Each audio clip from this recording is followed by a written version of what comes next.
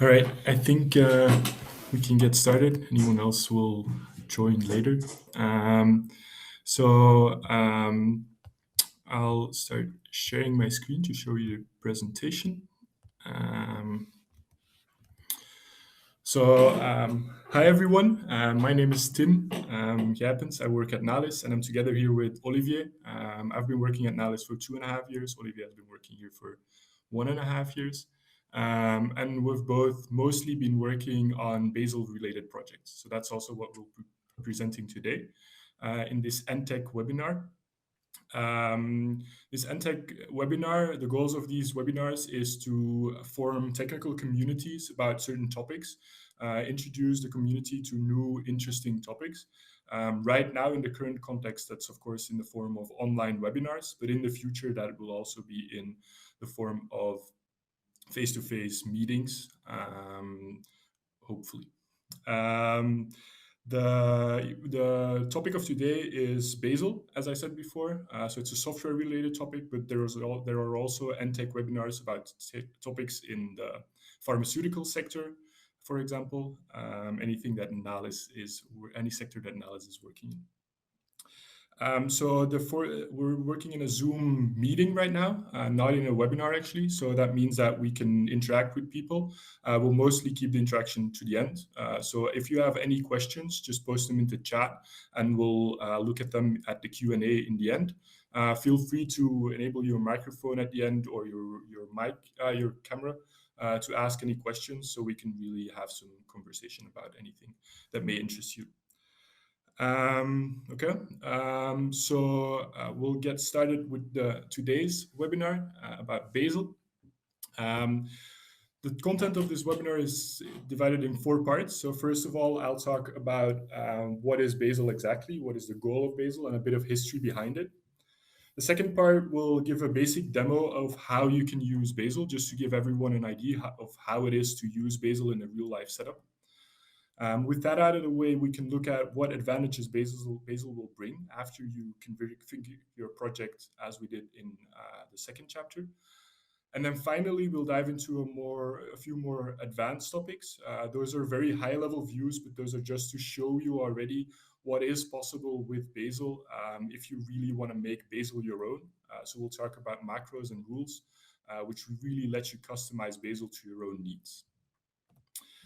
So, what is Bazel? Bazel is an open source build system developed by Google. It's a multi-language build system. What does that mean? A build system's responsibility is very broad. It means that we can go from any source code to any deliverables, whether that's binaries or any images that you deliver as a final build result. And a build system's responsibility is just to orchestrate that whole build. Generally that's calling code generators, calling compilers, things like that. Bazel is very multi-language. That means that there is first-party support for things like C and C++, with even things like Scala, Java, Haskell, even Rust, whatever you can think of. And it's open for third-party plugins, basically, that you can support any language with. The most well-known build system that probably most of you know is GNU Make, which is pretty old by now, and is also what Google was using back before it was using Bazel. So what Google was doing was writing custom Python scripts that would generate makefiles and then call make on those makefiles to run their build. That did mean that their build was slow and unreliable. So what they did was in 2005, they wanted to get rid of this scenario. I think a lot of people know this scenario where waiting for builds is very hurtful for productivity, both on developers' local workstations, so they have to write some code and then wait for a while before they can actually test it, but also on CI. So typically where we deliver our code and we validate the code, we have to run a lot of builds, and also the faster that gets, the more streamlined that pipeline can get. So build system is a very important part there.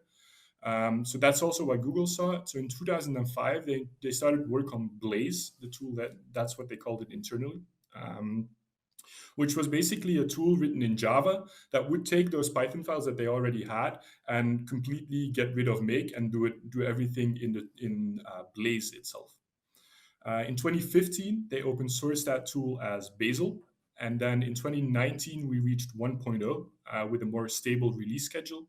And right now, we're actually on Bazel 4.0.0. Two disclaimers before we get into the actual explanation about Bazel more is that if we're comparing the Bazel to any other build system, we'll mainly be comparing it to GNU Make because that's just the easiest to compare to because most people know the behavior of Make, and that's just the easy baseline to compare to.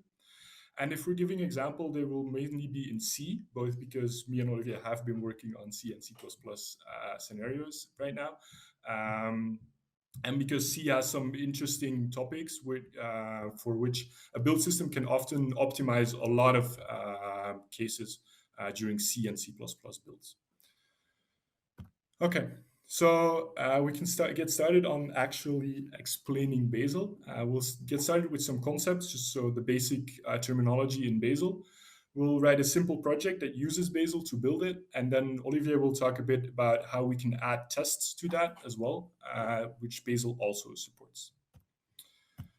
We'll start with the concepts based on this very basic project structure. It doesn't matter too much yet, but that's the final structure that we'll be working towards. The most important files are the actual Bazel related files. The first one we'll talk about is the workspace file all the way at the bottom. The workspace file is the file that indicates the root of your project to Bazel. So that will indicate this is the repository, this is where all my source code is located in. The workspace will also declare any external dependencies that your project has on external resources. That can be anything from just a simple file that's retrieved over HTTP to anything like as big as another Bazel project that you depend on. So that's the root of always at the root of your project. And then probably the most important files in your Bazel build system are your build files. The build files are located one file per package, and a package is just a group of related code. So that's the basic organization that Bazel applies to your code. And everything that we specify in the build file is a target. So that's the goal of build files, is to specify targets.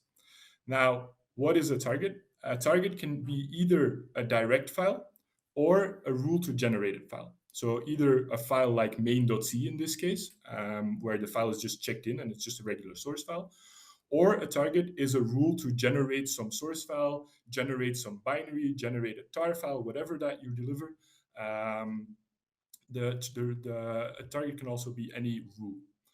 That's completely transparent to the rest of the build system. So anything that depends on a file doesn't have to know whether that's a checked-in file or a generated file. It will just depend on the target, and Bazel will take care of the rest. How do we refer to targets? We use labels for that. So this is the fully fledged version of a label, which is the full notation, which is at the name of the repository. So in general, we'll be working in our own repository, so in our own workspace. So there won't be any name there, but imagine you have dependencies on other workspaces, then that would be your specification. Look inside that repository. Then we have the path to the package. So that's just the path to your build file. And then a colon, and then the name of the target that is specified in that build file. We'll see how to use those right here. So there's a few examples. The first one refers to at without anything behind it. So that means in the current workspace. That's that doesn't have to be there, but it can be used if you want to be really explicit. Then in the bin folder, so we're going into the bin folder here, and we're referring to the file main.c, which is a target in the bin package. There can be slashes in the target name, of course, as well. So for example, the file export/lib.h is a target in the lib package. So that's how we refer to that in the second point. Imagine we would have a target called lib that we specified in our build file. That's somehow a rule to generate some file. Then we can refer to it with //lib::lib.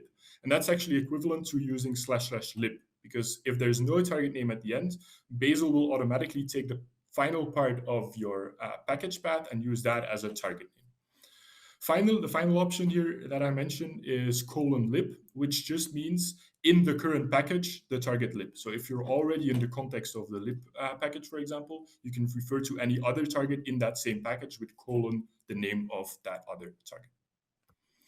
Okay, so with that terminology out of the way, we can get into our first Bazel project, which will be a very simple hello world example. So we have a main.c, we have an empty workspace file because we don't have any external dependencies, but we do have it at the root of the repository to indicate to Bazel this is the root of the repository.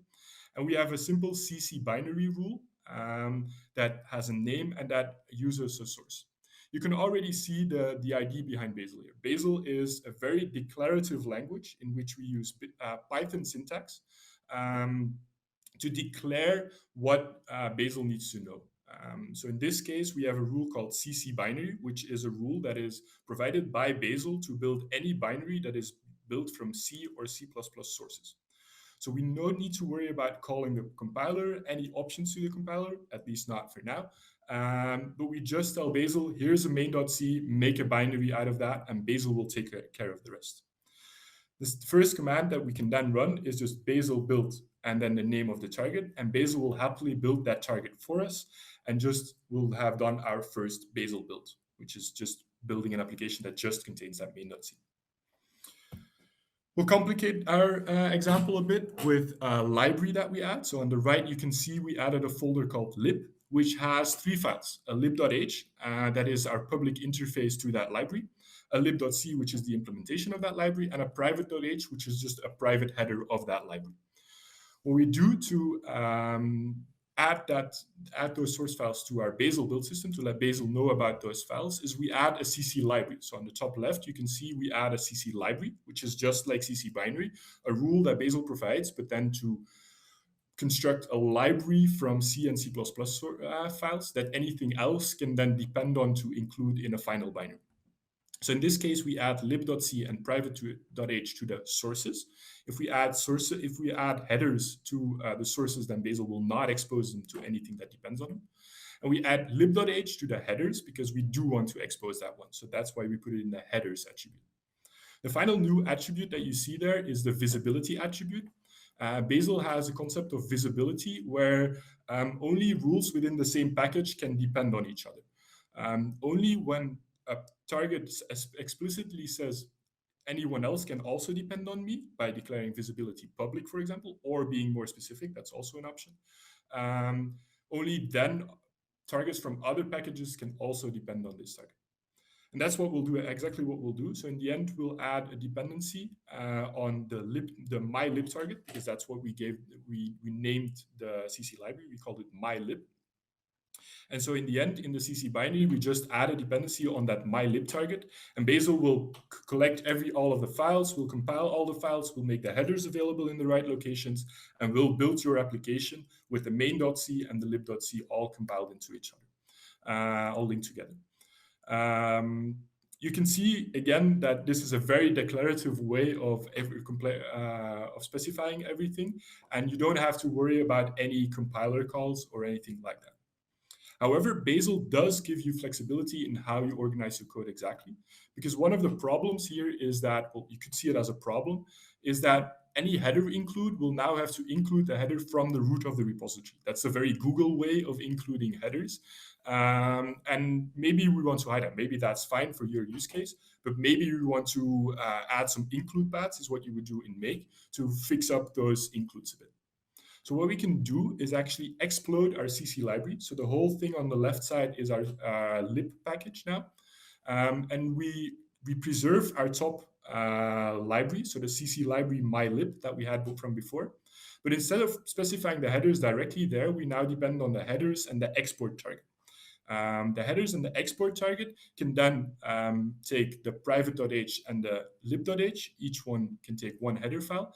And with the strip include prefix and the include prefix attribute, we can manipulate how Bazel will expose those headers to anything that depends on those targets. So in the end, in this case, we can include the header through mylib/lib.h because we added the include prefix all the way at the bottom left with mylib. So we told Bazel to expose it under mylib, the mylib prefix. And we can just include source/private.h without having to worry about the location of the module within our repository. I know this is very C++ specific, but it's just to show you that Bazel does have the flexibility to do things like this, while also freeing you from the burden of having to specify those include paths and having to really get into those compiler calls yourself. You have a very declarative way on top of it, abstraction layer on top of that, that you can use to construct your complete dependency graph. So the final rule that I'll introduce is not C or C++ specific at all. It's a very, very general rule to generate any type of file. So imagine that private.h, we don't want to check that file into the repository, but we actually want to generate it whenever we do a build. Then we can do something like this. So a gen rule, we give it a name. We specify that that gen rule will generate this private.h file. And we give it a command to generate that file. So in this case, it's just an echo, in which we use the .format syntax, which is typical Python syntax, to show you again that this is still Python. So you can use anything there to construct that command. But of course, there can be anything like calling any other tool, code generator, or whatever you can think of. And Bazel will just call that command and take that output file and provide it to, for example, our CC library. That doesn't need to change anything. It's completely transparent to the CC library. It just depends on the file, and whether it's a generated file or a checked-in file, it doesn't care. Bazel will generate for it and make it available to the right location. So that's our basic setup here. We have our full build of the application, which we run by Bazel run. Instead of Bazel build, we use Bazel run, and we can see that Bazel will build the full binary, and it will run it in the end, and it will print our nice output of our program. So that's a complete demo of our basic rules. And again, I know this is very C and C++ specific, but there's very similar ideas that apply to any other language. And the same abstraction layer idea on top of it applies to many languages. Okay, with that, I give the floor to Olivier, who will talk a bit about testing. Okay, thank you, Tim. Can you see my screen? I think so, yeah, we can see it. Okay. So now we created a basic C++ project. And one common thing that many programmers will have to do is write unit tests for our just created module or library. Bazel provides out-of-the-box support for testing, not only unit testing, testing in general, by providing for the languages that it supports, underscore test rules. So for example, for C and C++, it will be a CC underscore test rule that will declare a binary that can be executed as a test case. What it will give you for free by doing it this way is it will automatically give you test avoidance, because Bazel has a very good dependency tree on all the files that you need for your test. It will have a very good, it will know when to run your test or when to skip your test. If none of your source files changed compared to the previous run, it knows that it doesn't have to rerun your test. And what it also gives you for free for Java and for C++, maybe for other languages, but I'm not sure, is coverage report. So it will automatically generate a coverage report for all your tests. So if we extend our previous example, in our lib module, in our build file, we can add a CC test rule. So it's very similar to the CC binary, but has few differences. So we specify our source file, so our test source file. In this case, this is a gtest file, so it contains gtest test cases. Then in the depths, we list the library we created previously. So we had a main CC library that contained our lib.c that's listed in the dependencies. So Bazel will automatically know I will need to compile that CC library and link it in my test binary. And then we have a special dependency. We have a dependency on gtest. So that means that it will automatically go fetch gtest from GitHub, and then it will build gtest, and then it will also be linked inside of the binary. The way it can go automatically fetch G-test is in the workspace file, we have to specify a new rule, an HTTP archive, which is basically just a name of the workspace. So that's the name that you specify here. And then the URL of some kind of archive, it can be a zip, tar, whatever. Bazel will know automatically how to handle it. You give it a checksum, so Bazel knows how to cache it and retrieve the correct object. And then inside of some zip files, there is a subfolder, so Bazel can strip that automatically for you. Inside of the G-test repository, it's of course a Bazel project, Google project, so they have natively support for build files in there. The build files and the workspace files are in the repository. If that wouldn't be the case, then there is also an option to, in this HTTP archive, put a link to a local build file that you want to copy inside of the external repository. If you then want to run our tests, we can use the third Bazel command. So until now we saw Bazel build and Bazel run. We can also do Bazel test, which will tell Bazel then, okay, build a binary and then run the test cases. So in this case, we can see that the G-test output is there. And then all the test cases that we provide, so every CC test will be listed here. Now we only have one, so we can see it passed in 3.1 seconds. And it executed one test. The other thing that's basically supported is coverage. So just by swapping test for coverage, Bazel will automatically change the C flags to include the coverage specific flags. And then it will, at the end, combine everything inside of an LCOF format. So you can see that inside of the Bazel test logs directory, there is an LCOF data file which contains all our coverage information for this test.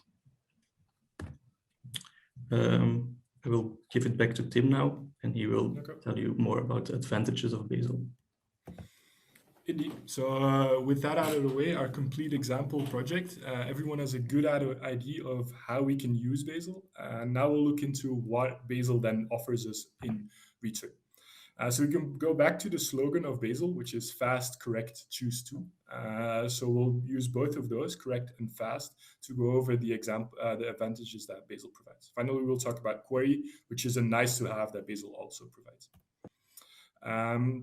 So what does correct mean? Well, anytime Bazel executes any action, whether that's a build action or a test action, it will take into account all of the inputs to that action. That means it will, first of all, of course, take all of the input files that you declared, so any source files, any header files, and it will create a sandbox for those files. So normally that's just a folder in which Bazel will put all of those files, and it will calculate a hash on all of those files, which will be important later on. And it will execute the command inside of that sandbox. So that means it doesn't execute it just inside your regular repository. So only the files that you explicitly declare as a dependency are available during your execution. And through that, Bazel is sure that you're only using those files. The second thing that Bazel, of course, will take into account is the complete command that is used to run an action, whether that's a compile command or the command that you specified in a join rule, for example. And it will also take into account the complete environment. So Bazel will take complete control over the environment that every action is running, the environment variables, to guarantee the same environment every time. Those three together make it so that our builds are completely hermetic. So that's what we call hermeticity, where everything is shielded from the outside. If we add to that reproducibility, which is the fact that every action that we run with the same inputs always produces the same output, if we take that as a guarantee as well. And then we add determinism to that, which mainly concerns Bazel's ability to, from your build files, deterministically always get the same dependency graph. So it will always deterministically expand everything, analyze everything in the same way. If we add those three factors together, we get complete correctness. Correctness is defined as the build result being a faithful reflection of the inputs to your complete build. And that means the direct inputs, but also any transitive inputs that you have throughout your whole dependency graph. And that's a very important guarantee that Bazel offers you, that correctness guarantee. It basically prevents you from having these random build errors because something happened to happen in another way, or something will happen to be set up slightly differently. That's what Bazel brings you in that case. The second thing, and probably the most obvious one, is speed in your build. So we get fast build through two things. First of all, what you will have to do, what we all know, is that if an action takes 2 seconds when we call it with make, then the action will also take 2 seconds when we call it with Bazel. There's nothing we can do about that. What we can do is either avoid that action, so just not execute it, but get the result from somewhere else somehow, or but do apply better parallelization, so do more tasks in parallel. If we talk about avoidance, then Bazel can do that with that action key that we talked about earlier. So the hashes that we talked about earlier on the input files, it will also hash the command that you're using and the environment. And from that, it will construct one hash, which is the action key, which is a complete description of the input space to an individual action. With that, Bazel can check the local action cache, which is just a local bookkeeping that Bazel keeps on your machine, and see whether the action with that key was previously executed already. If that's the case, then it can reuse results from your locally available cache. If that's not the case, it knows that it can't reuse anything, and it should re-execute that action. The final option that actually fits in between there is a remote cache, which we can add as well. So what is a remote? What is the idea behind a remote cache? The remote cache is a centralized server that any machine that builds a specific build can always have access to over the network. And that when we see that we don't have something in the local cache, we can use that action key to query our remote cache and see if someone else once built it and put the results on that remote cache. So that's the idea. It's a simple key value store in which you use the action key as a key into that store and just pull artifacts from that store. That store can be as simple as a simple Nginx server. It's as easy as like setting it up on a Raspberry Pi is as simple as setting it up in 10 minutes. It's a simple Nginx server. It communicates over either HTTP or gRPC. But there are also other implementations, so like Bazel Remote, which adds some extra features to that system. And of course, it's also available to use Google Cloud Storage for that. From the client side, it's completely transparent. So the only thing we have to do is specify the address of the remote cache that we want to use, and Bazel will just upload and download the results whenever it sees fit. So it will with the correctness guarantees, it will know that it can pull data from another that may even be built on a different machine and that was uploaded to the remote cache. We can pull it from there to get faster builds. The second topic on which we can improve speed is better parallelization. Because Bazel has this complete dependency tree and has this complete view on the system, it can safely parallelize very heavily. So you can imagine something in make, for example, the scenario on the right, where there's two targets, a target A and a target B, that depend on slow generation and fast generation respectively. However, A has an undeclared dependency on the fast generation. Normally, that wouldn't be you wouldn't even see that because the fast generation will always be ready before the slow generation, and so the result will also always be available for A when it needs it. However, when you really start parallelizing heavily, maybe those actions get shuffled around a bit, and suddenly fast generation is scheduled differently, and A doesn't have the results from that. So those kind of guarantees that you don't have in Make, but that you do have in Bazel, allow you to very heavily parallelize. The most extreme case of that parallelization is using remote execution, which is more experimental. It's remote build execution, as we call it. Where you actually, instead of executing the actions locally, you actually offload the work to some build cluster. So you have a large cluster of machines that have high processing power, and you just push actions through that remote execution cluster, and you get the results back from it. There are a few implementations, Build Barn and Build Farm, but you will have to jump through a few more hoops to get that working than remote cache, but it's definitely worth it. You can definitely see significant gains because you can imagine things like parallelizing thousands of actions at the same time and safely doing so just because you know the complete dependency graph and you know what you can parallelize. Finally, I have some graphs on that performance. So we took SQLite, just a basic tool that most people know and that normally builds with make. We wrote a few quick Bazel files around it to build to do the same build in Bazel. And you can see that, of course, a clean build takes about the same time. Of course, changing nothing or changing the make file or the build file doesn't really affect the build in either cases. There's one interesting case where we add a comment to a source file. In that case, Bazel and make both will execute the action that takes that source file and produces a result, for example, a .o file. But Bazel will be very smart there and see that the .o file is actually the same as a previous build. Because it was only a comment change, the resulting .o is the same as before. So we'll decide that everything that comes after it will be able to get from cache because nothing changed in the end. Well, make just doesn't do that. Make just decides, okay, from here on out, something changed. So everything that comes after it, I'll have to rebuild. So that's one thing that we call it early cutoff. And that's one thing that Bazel also has that is an advantage here. Of course, if we make a functional change in that same source file, both of them will rerun everything nicely that comes after it because they have to. The second graph that I have is on remote cache performance. So in the first row, I did a build of that same library with make, with Bazel without remote cache and Bazel with remote cache. And you can see that with remote cache, it's actually slightly slower because it has to do the upload of the artifacts. That's a one-time thing though, so you won't see that every time. And then if you build on another machine or you clean all of the local caching you have, and you rebuild, you can actually see that the build suddenly completes in 2 seconds instead of 17 seconds, just because the build is basically reduced to download a bunch of things and don't do anything else. So that's the advantage you can get. And you can imagine a similar scenario with like way larger builds than builds that only take 17 seconds. So final thing I want to mention is query. So Bazel query is a way for you to get a view on the view that Bazel has on your system. So we can, for example, Bazel query for the depths of a target. So we can get the dependencies of some target, and it will show us all of the dependencies that it needs to build that target.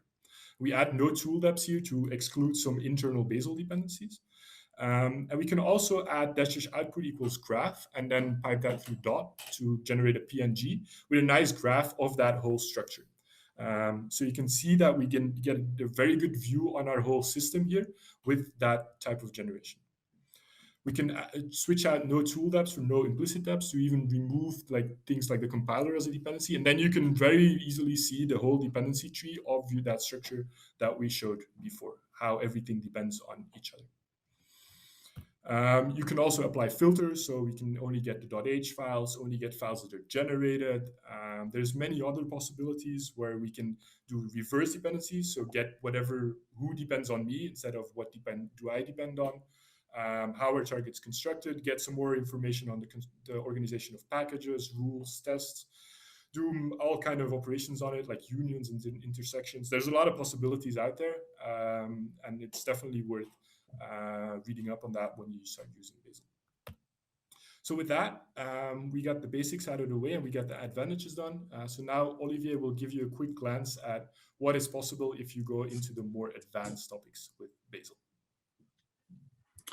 Indeed. So we will handle 3 main topics. There are 3 important concepts in extending Bazel. That's macros, rules, and providers. Until now, we had a very basic project, and everyone who has heard of Bazel before probably has seen a very similar project. But the main challenge with integrating Bazel into a real project is looking past the very basic examples. So we will dive right in with macros. Macros are a way to simplify your build files. So even in the very basic example from before, in our module, we had 3 different CC libraries to declare whatever we wanted to expose it to other files.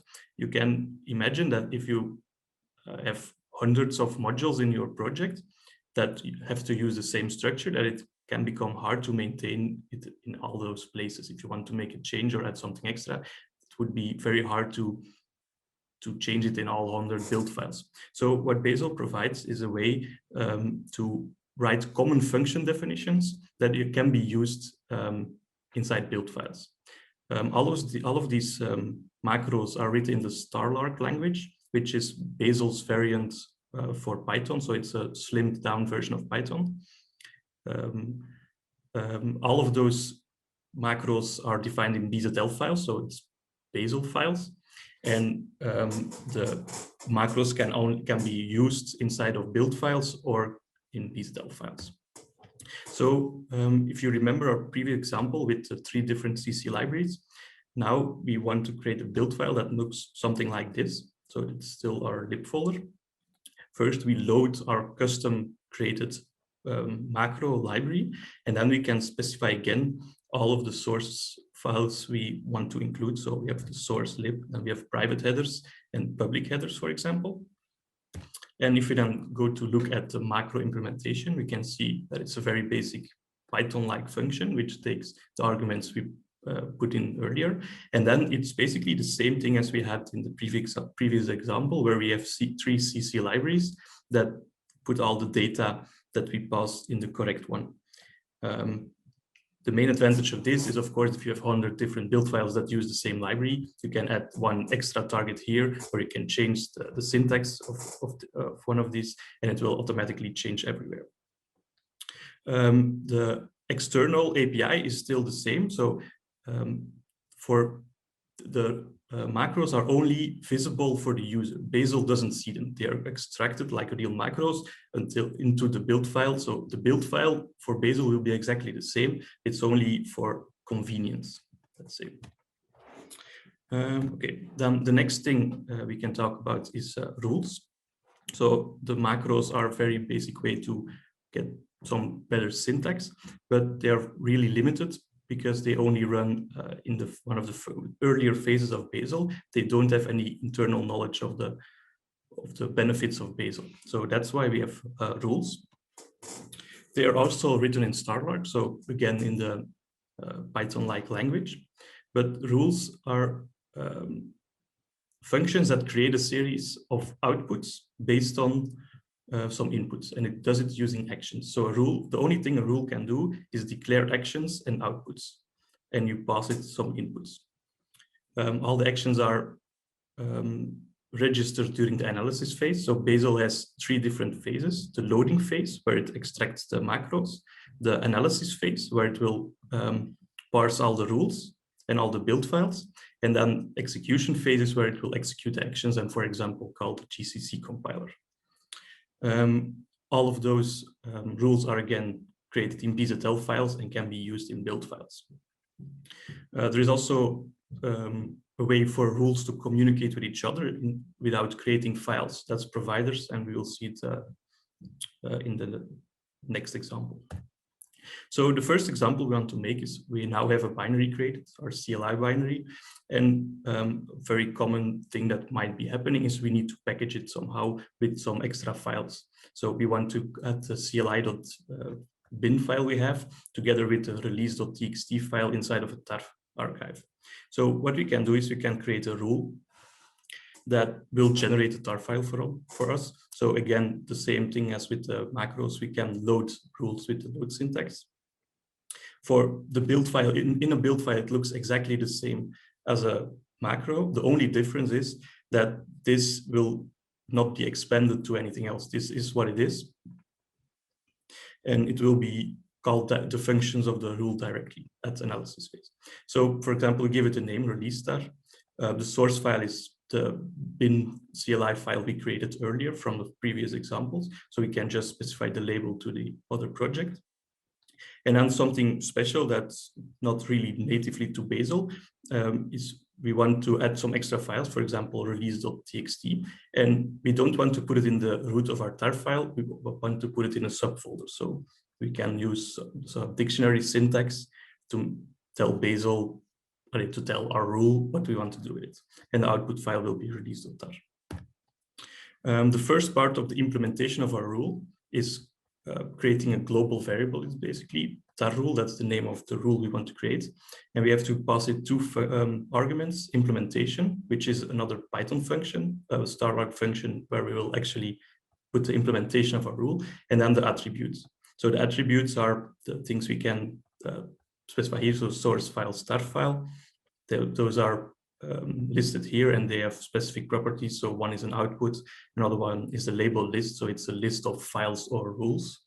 And then files is a very specific syntax for Bazel. It's a label keyed string dict, which is basically a direct dictionary that takes a label on the left side and just a string on the right side. Together with this star rule implementation function can look something like this.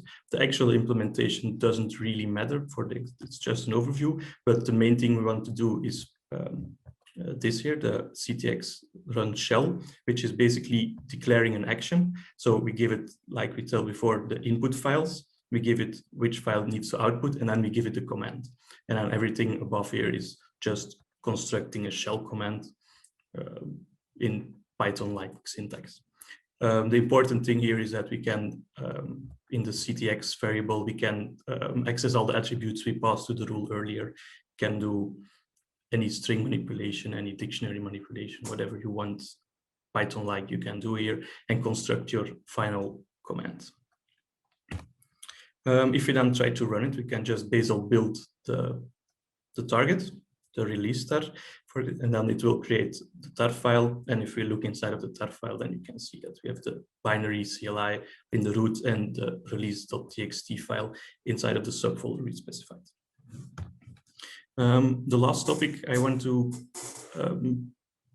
tell you about really quickly is providers. So sometimes it can be useful for rules to communicate directly with each other. So they don't really declare files, but they might need to pass some variables to each other or whatever you want. It can be really specific. For example, in the coverage part we discussed earlier, providers is the way Bazel can combine all the coverage for the different CC libraries and CC tests that you run. So it's a way to communicate some information between rules that are not the direct useful files. I will give you a small example. So I added here a private folder, which has just a build file in the rules.bzl. And what we want to do is we want to create a rule here that does something very basic and passes this information to the tar file. So we have a debug rule. It doesn't really matter what it does. It's just an example. The implementation, we have a debug rule. Then in the package folder, we have another target now, a debug tar, which is depending on still on the binary, and then on the private / debug target is specified here. Yeah, this is the debug rule implementation. So it's very simple, but the one thing I want to highlight is it's creating a provider here, which is basically a named dictionary. So it's just declaring that there can be a type of type install info, which contains the field install files. And then our rule, instead of declaring an output, because you can see there is no output in the attributes, it's just declaring, returning an array of providers, and we give it the install files info provider. And then it will just put in a file that the other rule can accept. And in here, we can check if a target in the attributes has the install file provider, and then do something special instead of the thing we had before.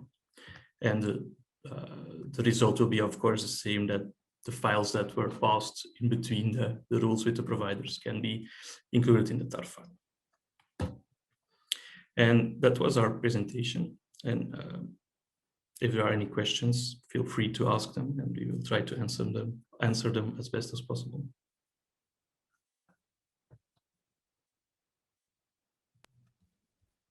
Okay, so indeed, if there's any questions, you can ask either in the chat or or just open your mic and ask us anything, basically. So, is there any questions?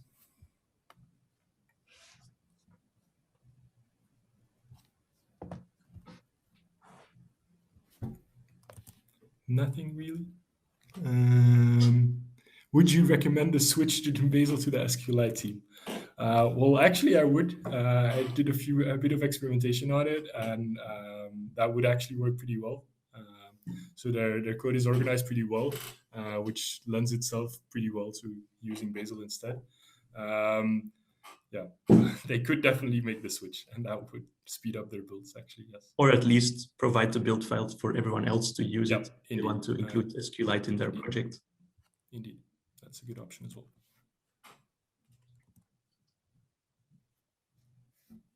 Is there any other questions? Anyone with any experience with Bazel and wants to share something, or is thinking about having experience with it or something?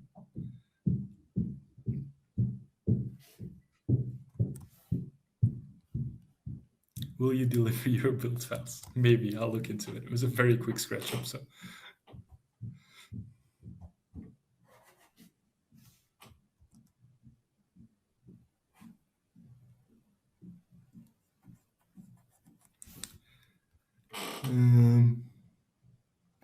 So there's other questions. Also, would you recommend, for example, the Linux kernel team, which will be one hell of a task? Yeah, in general, just when would you recommend Bazel? I know from experience that on those projects that we have worked on, is that Bazel can also not only speed up the builds by using the power of Bazel, but also be a very good motivation of going through the build system and going through all of the code to guarantee that everything is cleaned up. With things like when switching from things like makefiles, where people generally just do more of their own thing in general, where people can add include paths as a basic example for C and C++, and then just do whatever they want with their includes. It's very easy to enforce these kind of things and get a better organization, and that kind of reinforcement often already leads to improvements. So where I mentioned the A and B top targets that depend on the slow and the fast generation. Often, if those problems are noticed in make-based build systems, they are like patched out and someone just makes a quick fix for it. But those problems will always remain, and those patches often are not the ideal performance. So we'll add things like file locks, and you'll see these things floating around. And in general, it's a good thing to switch to something like Bazel then, to get all of that solved at the same time. It's often a big project to make that switch because you have to be so specific in many of those things. But there's a lot of options there, and we just wanted to highlight that here of what is possible. And even definitely with the last section, with the advanced section, that was definitely the goal of where we can show that Bazel is actually very flexible if you really dive into it. So since when did we start working?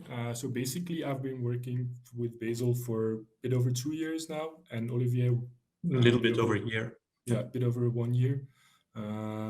So yeah, there's definitely some kind of learning curve, like getting to use them.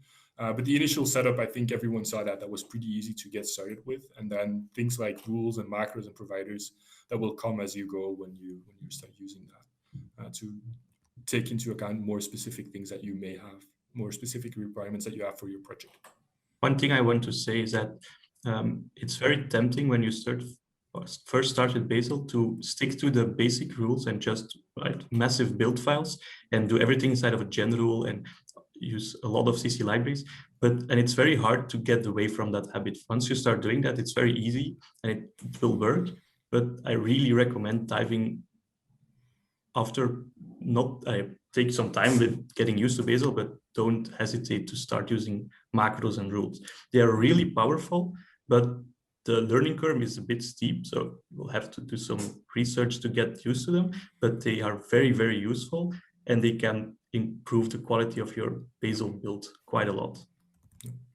And they often refute the most basic counter arguments that people have against Bazel is like, it's not flexible enough. Like if you see those initial CC libraries and CC binaries, you're like, oh, I can't specify all the options I want. But then rules and macros will often give you the resolution for that kind of things. So yeah, indeed. Okay, is there, could you compare it with CMake? Yeah, so comparison with CMake is indeed a comparison that's often made. in the end,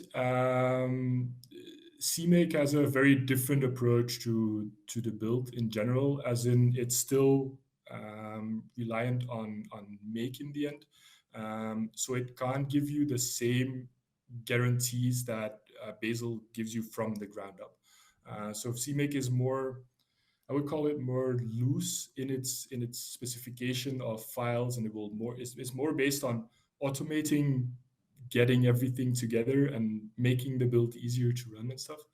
While Bazel is really focused on maybe like it maybe requiring more work up front to get everything specified in the right location, but then giving you a lot of guarantees like correctness and fast builds in return for that. So yeah, it's hard to make that comparison because they have different goals.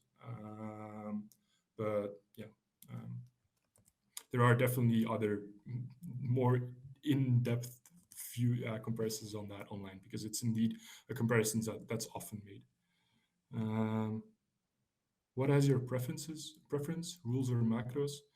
Depends what you can get done with macros. If you can get it done with macros, then that's like the easy approach. As Olivier mentioned, that's just Python functions that call other Python functions. Basically, that's how you need to see it. And rules go a bit more in depth. But rules have the power of providers, for example, have the power of declaring their configurations, declaring their own outputs. So there's other topics that rules have the power to do, but basically, if you have the ability to do it in macros, then that will be fine most of the time. Just what Olivier mentioned before, just don't make sure that you don't blow up your gen rules completely, because gen rules are very attractive to just put like a 20-line command in there that generates some source file and that does a bunch of stuff. Because gen rules are that general. But in general, if you start getting those rules, then it's a good idea to start splitting that up and constructing those commands in rules instead of a macro to construct the command that a gen rule will use. So.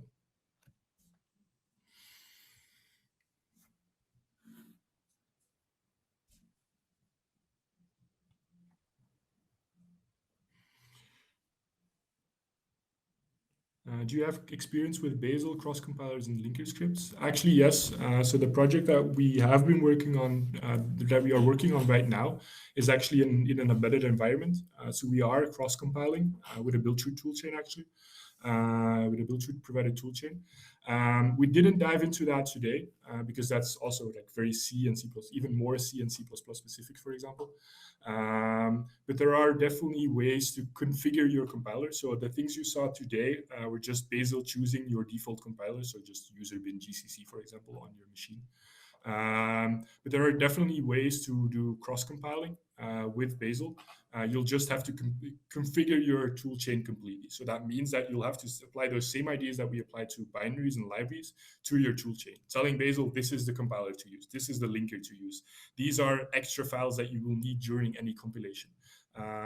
This is the archiver. This is like every tool you will have to point Bazel to. This is the tool to use. These are the extra flags that you should always add. There's definitely many options there. Bazel actually has things like features that help you with that. There's a lot of possibilities there, and also linker scripts, the same thing. Bazel has ways to add those as a configuration to that toolchain, but you'll have to apply that same idea. Specify everything so Bazel knows about everything, and then Bazel can solve all the other problems for you. So that's the same idea you apply there. There used to be a very bad tutorial on cross tool chains, but Yeah. right now the tutorials on the Bazel website for cross tools are really helpful and easy to set up. So in general, with the Bazel 1.0 release, and now even like we're getting way past that, the 1.0 release, the documentation on Bazel is actually, there's a lot of good examples out there on the website, just bazel.build. A lot of good examples, a lot of documentation on very exact specification. Again, following that same pattern of specify everything and you're good. And that's also like they're written in a very formal way as well sometimes to really be like give you the exact syntax everywhere. So they're in general they're really good. Once you get into stuff like remote execution, for example, as I mentioned, that's more experimental. So the documentation on that is a little, you're a bit more on your own there, also depending on the implementation that you choose. But for the base layer, stuff like tool chains, rules, macros, you're good with the documentation. It's really good. So that's also, it was not our goal today to repeat that, of course. We just wanted to give you a glance at that, into that. Okay. Any other questions that anyone has? We actually have 2 more minutes remaining. So, I think we talked a lot already. So, is there any other questions? Thanks for joining. If you have any more questions, you can send them to the few email addresses. I think they should be on the slide. I'll share my screen one final time so you can note those down if you want those. So let me show you guys that. So yeah, you can see NTech at Nalis Group for general questions, or my name or Olivier's name at Nalis Group. If you have any more inquiries about Bazel in general, whatever you want, if you want to get started with it, just send us an email and we can probably help you or give you some pointers to where to go. So with that, I think we can conclude. See you guys hopefully in one of the next webinars. And have a good rest of your day. Bye, everyone.